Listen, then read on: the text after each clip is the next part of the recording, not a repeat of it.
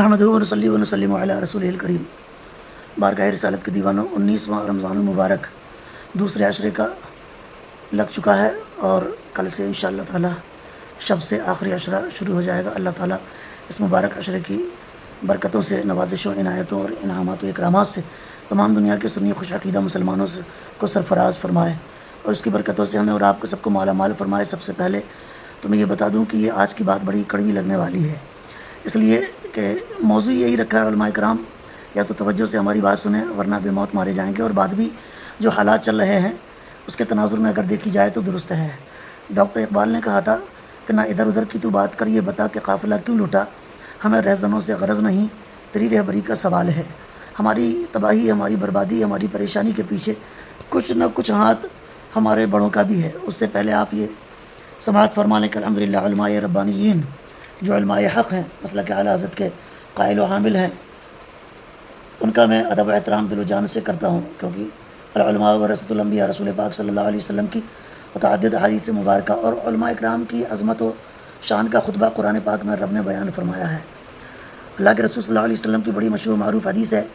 قال رسول اللہ صلی اللہ علیہ وسلم کن عالما او متعلما او مستمعا او محبا لهم ولا تكن الخامسہ فتح کا۔ اللہ کے پیارے حبیب صلی اللہ علیہ وسلم نے فرمایا، مفہوم حدیث مبارکہ کہ لوگو یا تو عالم بن جاؤ، نہ ہو سکے تو پھر متعلم بن جاؤ، یعنی کہ عالم بات سننے، عالم کی بات متعلم بن جاؤ، اگر یہ عالم کے شاگرد بن جاؤ، اگر یہ بھی نہ ہو سکے تو پھر عالم کی بات سماعت کرنے والے، سننے والے بن جاؤ، اگر یہ بھی نہ ہو سکے تو ان سے محبت کرنے والے بن جاؤ، ولا تکن الخامسہ، پانچویں مت بننا، یعنی کہ علماء سے بغض رکھنے والے، علماء سے نفرت کرنے والے نہ بننا، ورنہ فتح لکھا ہلاک ہو جاؤ گے۔ بارگاہ رسالت کے دیوانوں، تو علماء اکرام کی بے ادبی، علماء اکرام کا بغض، علماء اکرام سے دشمنی انسان کو ہلاکت کی منزل تک پہنچا دیتی ہے۔ اور رہا سوال فقہاء اور صوفیاء اکرام کا، تو ان کی شان تو بہت ہی عرفہ و اعلیٰ ہے، جیسا کہ اعلیٰ حضرت عظیم البرکت رضی اللہ تعالیٰ عنہ نے نویں جلد میں ارشاد فرمایا، ان الائمۃ الفقہاء والصوفیۃ کلہم یشفعون فی مقلدیہم، یہ جو فقہاء اور صوفیاء اکرام ہیں، فقہاء اکرام ہیں، یہ اپنے جو ہے تقلید کرنے والوں کی، اپنے چاہنے والوں کی یہ شفاعت کریں گے۔ وَيُلَاحِظُونَ أَحَدَهُمْ عِنْدَ طُلُوعِ رُوحِهِ، اور اس وقت توجہ فرمائیں گے جب اس کی روح نکل رہی ہوگی، وَعِنْدَ سَوَالِ مُنْكِرٍ وَنَكِيرٍ لَهُ، اور جب سوال نکیرین سوال کرنے کے لیے قبر میں آئیں گے، اس وقت بھی توجہ فرمائیں گے، کرم فرمائیں گے۔ یہ صوفیاء اعظام اور فقہاء اکرام کے بارے میں۔ وَعِنْدَ النَّشْرِ وَالْحَشْرِ وَالْحِسَابِ وَالْمِيزَانِ وَالصِّرَاط، اور حشر و نشر اور حساب اور میزان اور صراط پر یہ انشاءاللہ تعالیٰ اپنے چاہنے والوں، اپنے مریدین، محبین، اپنے معتقدین کی مدد فرمائیں گے۔ تو جیسا کہ میں نے عرض کیا، نہ میں علماء کی بارگاہ سے بدظن ہوں اور نہ مشائخ اعظام کی بارگاہ کی بے ادبی کا تصور ہی کر سکتا ہوں، مگر بات تو سچی ہے، وہ کہنا پڑے گی۔ اور اللہ کے رسول نے فرمایا، الحق مر، سچی بات کڑوی ہوتی ہے، لہٰذا جب بات کڑوی ہے تو لوگوں کو کہیں نہ کہیں تو تکلیف ہوگی۔ اب حقیقت یہ ہے، بارگاہ رسالت کے دیوانوں سن لیجئے کہ اہل سنت کا کوئی قومی، ملی قائد، رہبر اور رہنما رہ نہیں گیا ہے۔ میرے پیر و مرشد سرکار حضور مفتی اعظم ہند رضی اللہ تعالیٰ عنہ کے دور میں جو آپ نے قیادت فرمائی ہے، ویسی قیادت اب بچی نہیں ہے۔ یہی وجہ ہے کہ مسئلہ NRC کا ہو، 3 طلاق کا ہو، بابری مسجد کا ہو،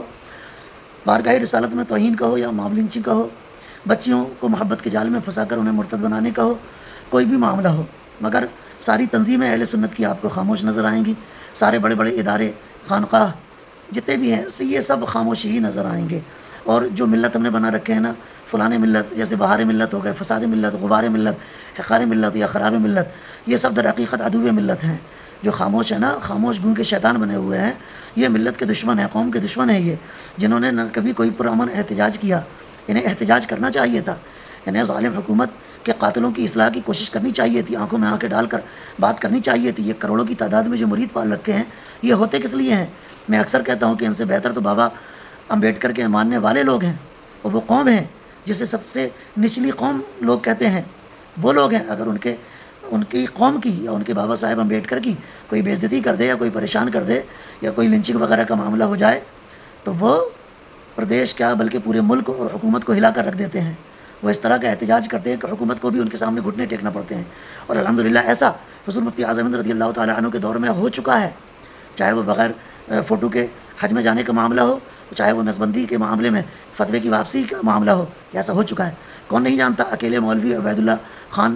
اعظمی نے پوری حکومت کو اپنے دور میں ہلایا ہے، اس اکیلے بندے نے اور مسلم قوم کے وقار کے لوہے کو منوایا ہے۔ اور اب کے لوگوں کا حال دیکھیے، مرید نمازی ہے، بد مذہب ہے، گمراہ ہے، شرابی ہے، جواری ہے، سود خور ہے، اس بات تک کی پیر کو کوئی نہ تو فکر ہوتی ہے نہ ہی لینا دینا ہوتا ہے۔ پیری مریدی مقصد اصلاح ہے، پیری مریدی کا مقصد اصلاح عقائد یا مفاسد نہیں ہے، بلکہ پیری مریدی کا جو مقصد رہ گیا ہے نا وہ صرف چندہ ہے، قوالیاں ہیں، مشاعرہ ہے، خطابت ہے، جلسہ جلوس سے نیاز و فاتحہ، دست بوسی، قدم بوسی کے سوا کچھ رہ نہیں گیا ہے۔ حالانکہ یہ کام جائز و مباح ہے، مگر عقائد کی درستگی اور فرائض و واجبات و سنن کی ادائیگی کے بعد، بلکہ نوافل کی ادائیگی کے بعد۔ مگر اللہ ماشاء اللہ آج کل کے غنڈوں کی کثیر تعداد رکھنے والے پیر ان سب سے بے پرواہ صرف اپنی ذات بات اور بینک بیلنس کو بنوانے اور سنوارنے میں لگے ہوئے ہیں، العیاذ باللہ تعالیٰ۔ تو اب اس بات سے کیا فرق پڑتا ہے کہ اللہ تعالیٰ و رسول کریم صلی اللہ تعالیٰ علیہ وسلم یا صحابہ اکرام و امہات المومنین و رسول پاک صلی اللہ تعالیٰ علیہ وسلم کی شہزادیاں یا اہل بیت اطہار یا اولیاء اعظام بزرگان دین کی شان میں توہین ہو، یا پھر مساجد کو، مدارس کو، مزارات کو، قبرستان کو بلڈوز کر دیا جائے، گرا دیا جائے، اس سے اب کوئی فرق نہیں پڑتا۔ لہٰذا سنی مسلمانوں، اب ایسے مشائخ اور پیروں کا ساتھ چھوڑ دینے میں ہی بھلائی ہے، اور یہ بے مقصد جلسے جلوس اور غیر معیاری مشاعرے، اسٹیج پروگرام اور اندھی عقیدت کا چراغ اب ضرورت ہے کہ بند کر دیا جائے۔ میں سب کی بات نہیں کر رہا ہوں، مگر کچھ حضرات اس طرح کے ہیں جو ملت فروش ہیں، جو تمہارے صرف سکھ کے ساتھی ہیں، دکھ کے نہیں، مرو تو ایصال ثواب تک کرنے کو تیار نہیں ہیں۔ اور سنیوں کا درد رکھنے والے مفسر شہیر، عالم بے نظیر حضرت علامہ مفتی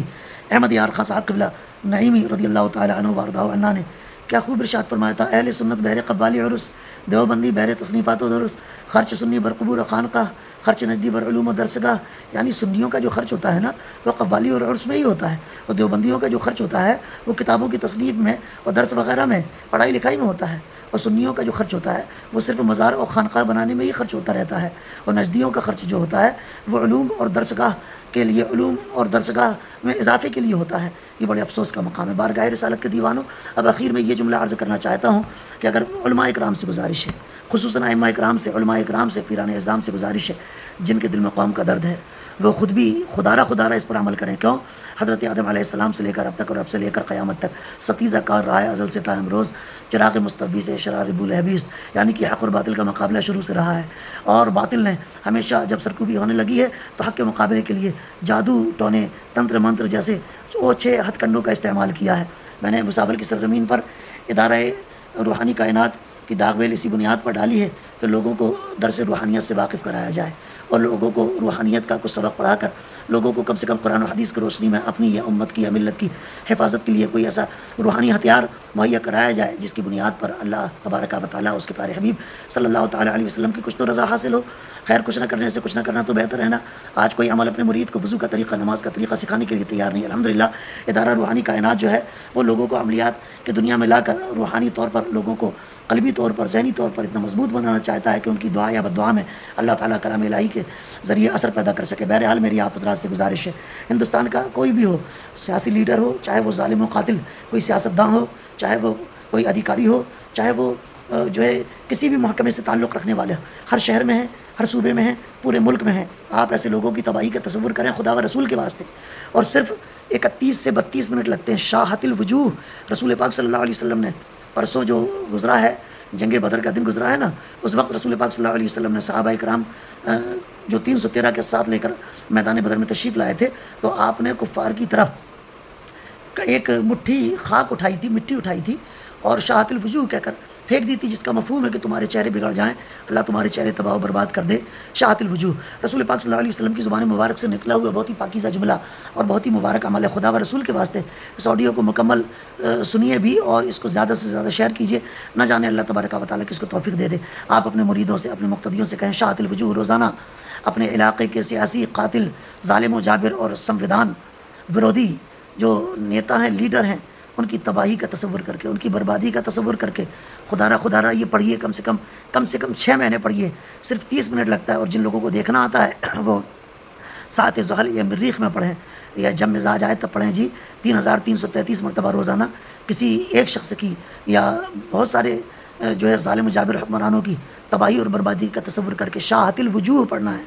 شاہت الوجوہ اول آخر درود شریف نہیں پڑھنا ہے، بلکہ بسم اللہ واللہ اکبر 5 مرتبہ کہہ لیں، 7 مرتبہ، 3 مرتبہ کہہ لیں، اور اس عمل کو پڑھیں۔ اور اس کے بعد ظالموں کی تباہی کے لیے دعا کریں، کیونکہ یہ جادو ٹونے کا زور چل رہا ہے ابھی۔ حضرت موسیٰ علیہ السلام کے دور میں بھی یہی تھا، رسول پاک صلی اللہ علیہ وسلم کے دور میں بھی یہی تھا، مگر سن لو حضرت خواجہ غریب نواز، خواجہ خواجگاہ والی ہندوستان معین بے کسا اہل سنت کی جا چراغ عارفہ سیدنا سرکار خواجہ غریب نواز رضی اللہ تعالی عنہ،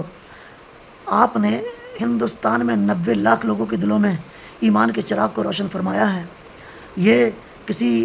مطلب خلجی کا یا کسی غوری کا کمال نہیں تھا، یہ آپ کی نورانیت اور آپ کی روحانیت کا کمال تھا۔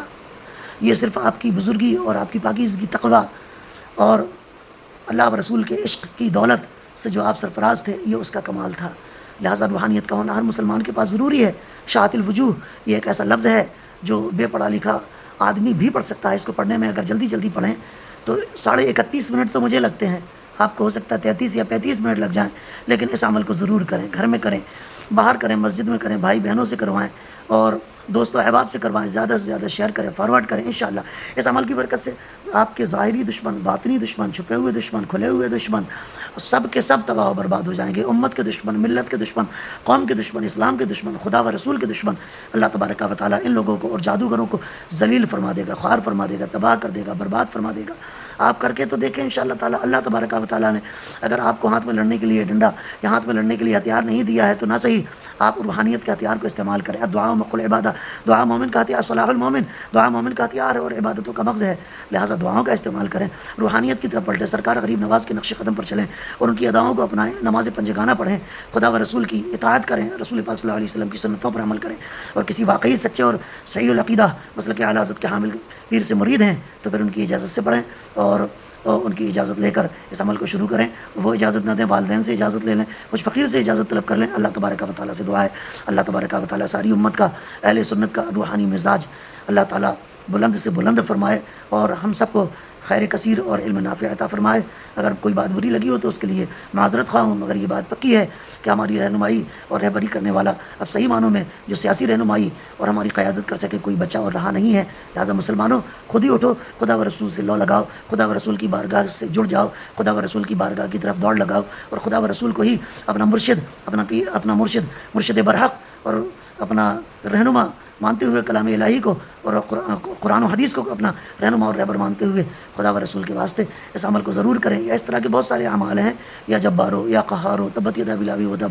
اور علم تری کیف کی سورہ الاف، اس طرح کے بہت سارے اعمال ہیں، مگر میں نے ایک چھوٹا سا عمل آپ کو دیا ہے جو یقیناً آپ کے لیے بہت کارگر ہوگا۔ ویڈیو بڑا ہو گیا، بہت سارے منحوس لوگ ہیں جو سنیں گے نہیں، مگر اللہ تبارک و تعالیٰ نے جنہیں خیر کی توفیق دی ہے وہ یقیناً سنیں گے بھی، شیئر بھی کریں گے، فارورڈ بھی کریں گے، خیر کی نیت سے کریں گے۔ اللہ تبارک و تعالیٰ کرم فرمائے اور سب کو اللہ تبارک و تعالیٰ دعا میں قبولیت کی چاشنی سے سرفراز فرمائے۔ اللہ حافظ، السلام علیکم ورحمۃ اللہ۔